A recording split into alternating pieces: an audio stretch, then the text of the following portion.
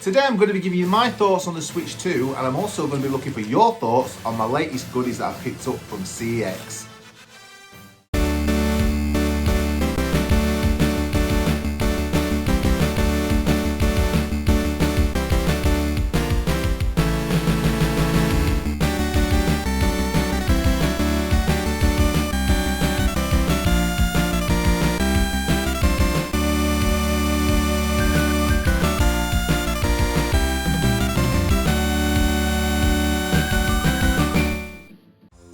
Welcome to Virtue Father here in the Retro 180, and before I get tucked into talking about the Switch 2, I'm going to pop on screen now the Virtue Father Retro Gamer Brain Teaser. Take a look at that one like we always do, and then at the back end of this video I'll give you the answer so you can find out whether you're right or wrong. So, the Switch 2. Like many of you no doubt watching this video, Switch 2 Nintendo Direct a few days ago.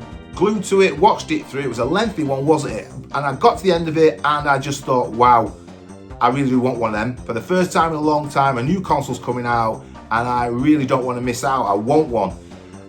And then I've paused and I've thought about it. Now, first off, this video is not about me telling you whether you should get a Switch 2 or not. That's your choice, that's entirely up to you. And if you are mega excited still and you are definitely pre-ordering one and you're having one, happy for you, great stuff. If you're a little bit like me and you've sort of watched the direct and then you've kind of thought about it and then maybe reconsidered that sort of stance, then again, that's up to you. But this is not about me swaying you either way. I'm not the gospel on Switch 2. This is just my take on it. So, I watched the direct, got excited. I posted a few things on my Instagram, etc. And yeah, I am still impressed with it. Don't get me wrong, I am impressed with the Switch 2, but for me, it's not going to work. I'm going to try and explain why. So, I think it's the pricing, if nothing else. If we'll cut to the chase, I think it's the pricing. I kind of hoped that Nintendo would go down the path of sort of, naively no doubt, because at the end of the day, they're a business, but I went down this path of thinking they might look after us a little bit with the hardware. They might take a hit, stay on the very cheap end of the hardware, and then they recoup their money with software, because that's where they make their money, isn't it? So they're Nintendo titles, first party titles, they make a load of money off them. I mean, I think, if I understand right, again, somebody can correct me, but I think Nintendo just last year alone made something like $4 billion of profit. So I think with that sort of information whirling around, I thought that they would take a hit, they would do what they sort of traditionally have done, keep on the lower end of the pricing for consoles, hardware, entice people into their ecosystem, and then make money on video game sales. And they haven't. Now, you can argue they have. I mean, you compare the price of a Nintendo Switch 2 to the Xbox Series X and the PlayStation 5 Pro, etc. You can argue that they've stuck on the lower end of the scale. They could have been more expensive. The hardware you're getting for the price they're charging is not too bad, etc. when you compare it to things like Steam Decks and stuff. So you could argue that they have done what I'm suggesting, but I don't feel they have. For me personally, I think they could have took a bigger hit with the pricing of the hardware and then recoup the money with the software. If they had done that, then I think my buzz that I took from the direct would have stuck with me more, and I might have been tempted to sort of save up, discuss it with the kids, with my little legends, the Virtua kids who are on holiday at the minute. That's why they're not going to be in today's video. They're on holiday with the mum. But I think I would have discussed it with them and maybe thought about putting together money from birthdays or Father Christmas coming, and maybe eventually got a Switch 2 that way. We wouldn't have been able to dive in and get one on day one release. I've not done that for quite a while with consoles for one reason or another. You get older, you get responsibilities. But eventually, I think if the pricing had been lower, we would have thought about somehow moving towards saving up and getting a Switch 2. But as it stands, I can't see that happening. I wouldn't be prepared even to save up over an even longer period of time. I don't think I would be prepared to do that for the price they're asking, which could go up based on pre-order dates being changed, as I understand it. And again, all this stuff, there's people out there, some of you viewers, other YouTubers, etc., they know more about this than me. I'm just going off a little bit of gut feeling and what I've watched on several other YouTubers' channels. But as I understand it, the pre-orders dates have been pushed back, and I'm guessing that's probably to maybe even further put prices up. That could be to do with the whole tariff situation. But again, I'm not going into politics of that, but I understand that it's probably the tariffs have been used as an excuse, and it's more that Nintendo are looking to make more money. But I could be wrong on that. Let me know in the comments. But yeah, if the price goes up even further, then I definitely wouldn't be in the market for it. And for me, I'll explain why. And again, this is not about me telling you whether you should get a Switch 2 or not. This is me just explaining where I'm coming from, and I'm just interested to hear in the comments if you let us know what your thoughts are about the Nintendo Switch 2, especially after the Direct. Are you definitely getting one? If you are, good for you. If you're not, why not? Are you in similar sort of mind as me? Is there other reasons why you're not, or other reasons why you are? You know, I'm just interested in what you have to say about it. But for me, this is my take, and with the pricing as it is, I sat back after the initial buzz, and I told a few people, oh, wow, you know, this is really exciting. It's the first time I've been this excited about a new console for ages, and it was. And there's a lot of things to take away from it that's good. I mean, Mario Kart World looks fantastic, etc. Metroid Prime looks excellent. It's Metroid Prime 4, isn't it? Unless I made a mistake. I think it is meant to be Metroid Prime 4. That looks superb, running at 120 FPS and so close to 4K, I believe. Not quite 4K. I might be wrong on the text spec on that, but it looks superb. All these things were like, yes, this looks great. But when you step back, pause a bit, take a breath, think about the real world. In my case, thinking about, you know, the cost of this, cost of that, being a single dad. Am I ever going to really get to the point where what they're asking for a Switch 2, I can justify? And I don't think I can. The Switch 1 is doing an awful lot regarding my Nintendo needs at the minute, and I came to the Switch 1 party really late. So again, this is why my circumstances are a little bit different. I came to the Switch 1 party very late. There's a lot of games I've still not played on the Switch 1. I like doing the online retro stuff from my NES, Super Nintendo, N64 stuff. I like doing that. So, and Game Boy. So Switch 1's doing what I need it to regarding scratching that Nintendo itch for now. The Switch 2, as lovely as it is, would I actually get my money's worth? And I'm not so sure I would. And then I'm thinking, if I get to the point where I'm laying out that sort of money for a Switch 2, I really, really want GTA 6. I love my GTA games, again, like many of you out there. As far as I'm aware, GTA 6 is not destined to come to the Switch 2. People have rumoured a maybe, but as far as I understand it, it's not. Whereas obviously with PS5, Xbox Series X, we're going to get a GTA, or they're going to get a GTA 6. So I'm thinking, if you look at the price now of a PS5, how you can pick them up, because I wouldn't necessarily have to buy a new one. I'm quite happy to hunt around for a decent second-hand one. So the price you can pick those up at, higher spec hardware, definitely going to get me the game that I'd want to play, GTA 6. If I'm ever to the point where I've got 400 plus quid knocking around, which is highly unlikely, by the way, anytime soon, but if I am, then I'm not going to shell it out on a Switch 2. I would end up going back to either the Series Xbox, or seeing as everything's an Xbox, I'd probably this time try a PS5, because I'd get a range of titles on there which I could also get on an Xbox, and I'd have access to GTA 6. So all these things started to piece together in my head. And then on top of that, initially I understood from the Direct, and maybe I misunderstood what they told us, but I kind of got the impression that physical media moving forward with Nintendo was still secure, as opposed to PlayStation and Xbox. But the more I've delved into that and listened to other people, that's a big question mark as well, with the size of games, and maybe getting games which, alright, you get a box and you might get a little cartridge inside, but the game's not actually on the cartridge, and then down the line, will you be able to access it even though it's a key? Will it be there? You know, there's all sorts of these things where the physical media side, which Nintendo seem to be securing a little bit, seems a little bit cagey with them now as well. They're sort of following PlayStation and Xbox. And again, I'm not an expert on all this, so if I'm saying anything that you think that's dribble, just tell me in the comments, put me right, because I want to learn from this. But that's why I've gone from being really, really excited watching the Nintendo's Switch 2 Direct, looking at what it's capable of, looking at what's coming on it. Really excited, thinking if I can ever afford one, I'm going to get one of these, to the point where, yeah, I'm probably not actually. If I ever get to the point where I've got the money that would buy me a Switch 2, I would probably end up going back to, say, a PlayStation, well, not back to, but back to the current gen of consoles, picking up a PlayStation 5, surely so I can access a good version of GTA 6. Because that's really, at the minute, the only thing that's really bugging me about leaving the current gen a few months back. The retro stuff, absolutely love it. Spend most of my gaming time is retro, as I kind of knew it would be if I went back in this direction. I've only been doing this channel a short time, about 6 months at this point. That all this has grown up since then. It's all sprouted up in this room in the past 6 months. Really loving it. Me and the kids absolutely adore doing this retro stuff.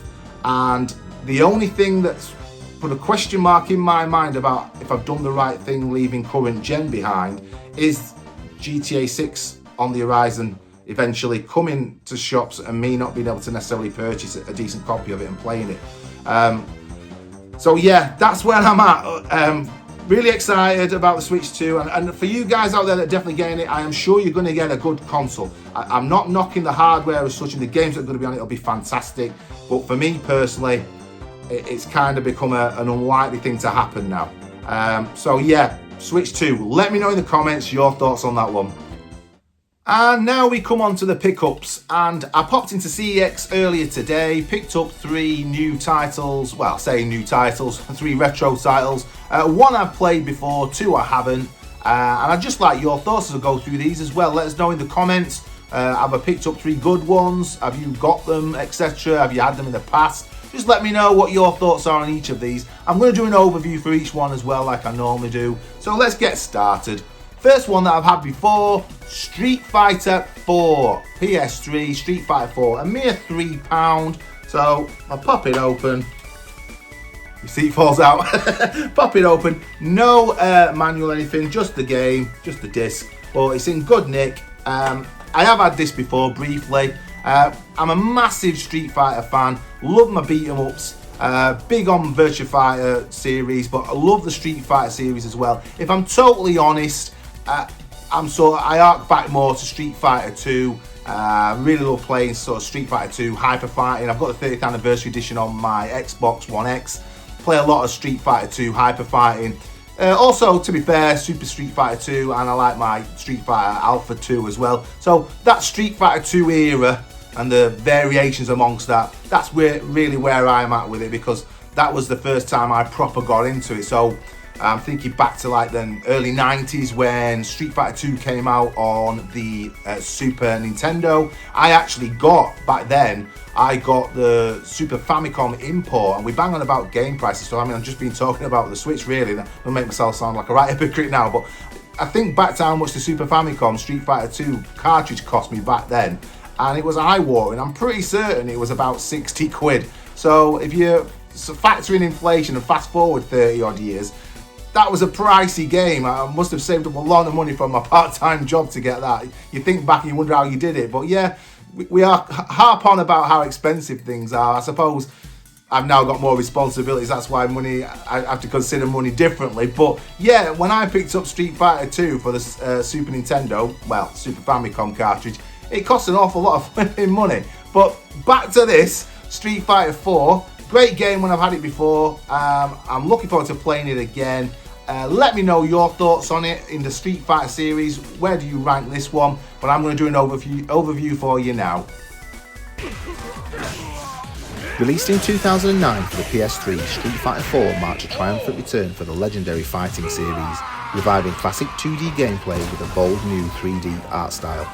Developed by Capcom, it blends nostalgia with modern mechanics, making it accessible for newcomers while offering serious depth for competitive players. The core gameplay is tight and responsive, featuring iconic characters like Ryu, Chun-Li and Ken, alongside new fighters like Sea Viper and Abel. Focus attacks and X moves add layers of strategy, rewarding timing and precision. Visually, the game pops with its ink brush aesthetic and exaggerated animations. Online multiplayer was a major feature, letting players test their skills globally, though early versions had some matchmaking hiccups. Street Fighter 4 reignited the fighting game scene and set a new standard for the genre on consoles. Whether you're a seasoned veteran or a button-mashing brawler, it's a must-play for any fighting game fan on PS3. You win!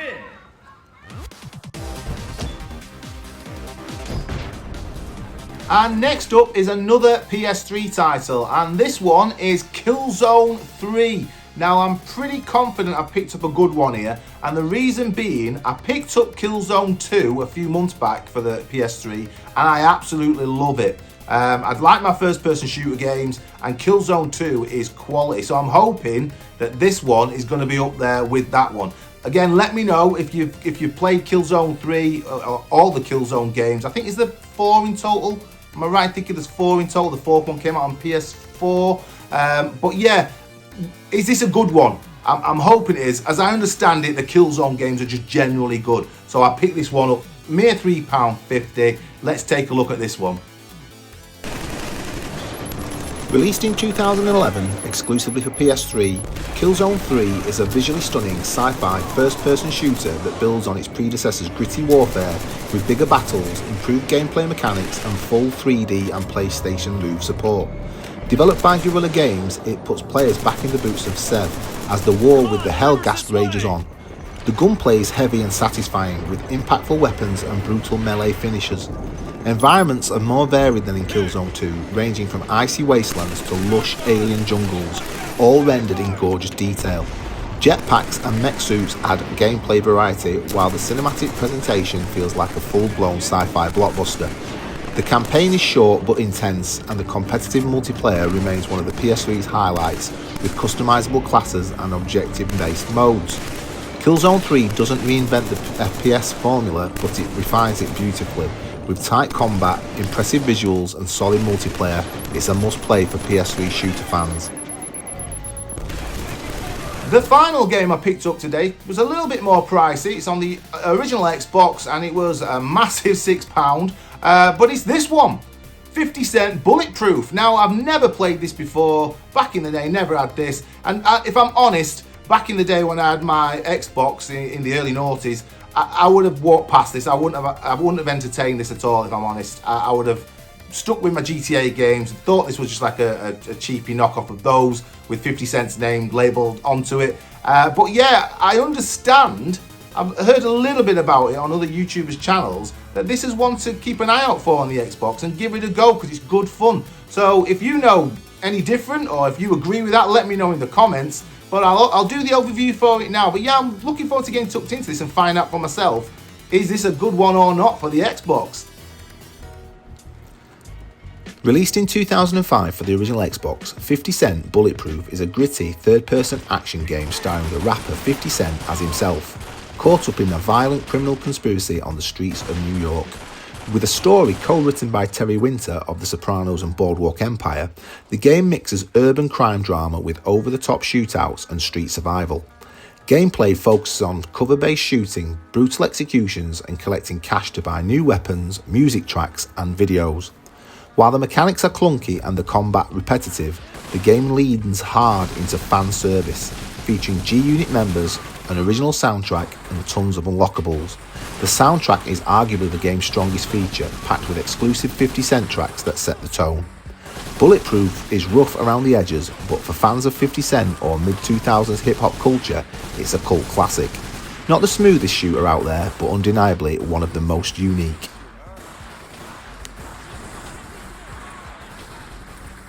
And that's almost it for today, folks. Like I said earlier in the video, my kids, my little legends, the Virtua kids, they're off on holiday at the moment with their mum, so I hope they're having a great time.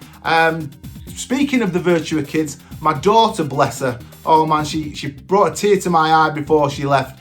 It's nearly her birthday, so I was trying to get some ideas out of her as to what she'd want, particularly as a sort of main birthday present. And no word of a lie, and half expecting to say something like the Switch 2 maybe, and then me panic. No word of a lie, I said, what do you want from me for your main birthday present? And she said, a retro shoot 'em up. and I was like, oh my word. So yeah, what a little legend. Now, I'm sure I'll get her something else, but if you see me mention in future videos that I picked up a retro shoot 'em up for my daughter's 10th birthday, then don't think that's just me getting a birthday present for myself. But yeah, what a little legend. We are loving doing all this, and they are loving it too. And it just goes to show how much they are enjoying it, I think, when your 10-year-old or nearly 10-year-old daughter says for her birthday present, all she can think of is she really wants a retro shoot 'em up. What a little star. So yeah, that's pretty much it for today. I'm going to tag on the end now, obviously, the Virtua Father Retro Gamer Brain Teaser answer. So take a look at that one. I hope you got it right. But yeah, that's pretty much us. As I've done in recent videos though, anybody who wants to stick around, I'll show you a little bit more progress on G Darius HD. So I'll tag that on the end of this video for those who want to watch it. But other than that, all that remains to be said is take care, keep enjoying your gaming. Bye for now.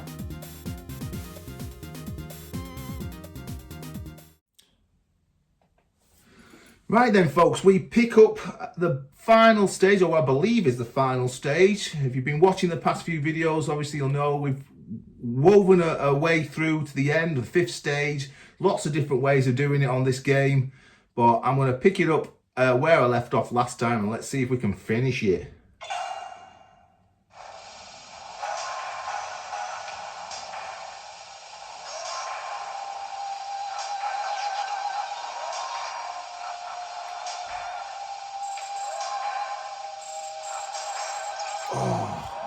That's one life gone. I have a funny feeling I'm going to struggle. It gets more hectic. Although all the way through this game has been a challenge.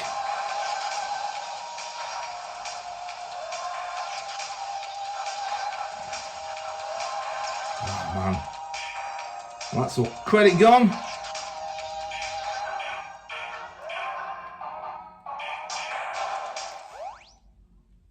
Let's go. Again.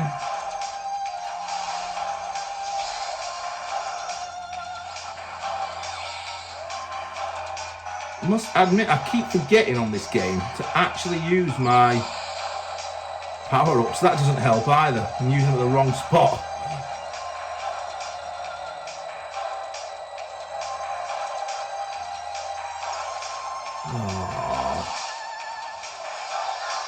Still, I don't feel like I've got particularly any better at this game as time's gone on.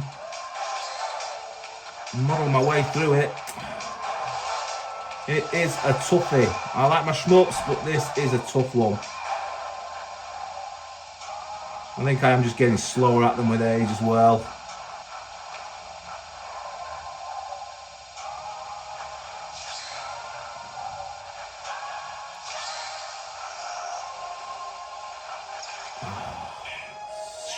Should have seen that coming.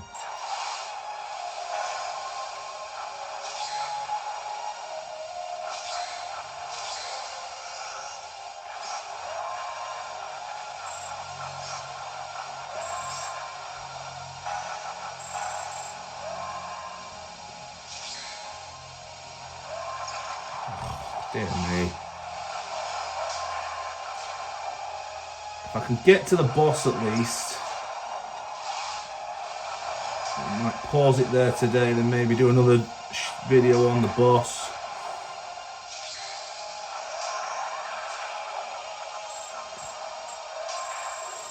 Oh, I don't think I'll get to the boss at this rate though.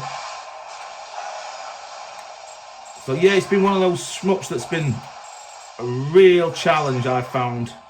But I'm still enjoying it. That's the thing. I've not wanted to stop playing it. But I don't know, maybe that's the sadomasochist in me, but I can't seem to stop playing it. But I'm definitely getting battered at it, so I've got no better. Tell me your thoughts on this game if you're a player of Darius. How do you find it? Have you got it sussed? Am I just being particularly lame at it? Oh, I'm not going to get anywhere there.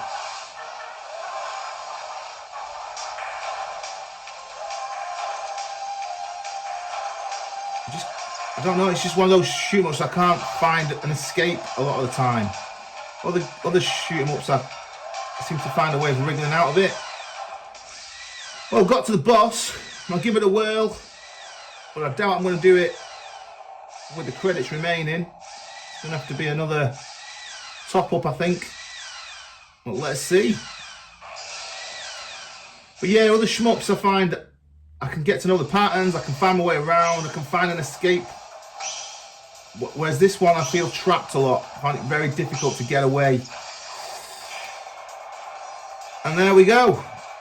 That lasted a long time. So yeah, I'll do another video.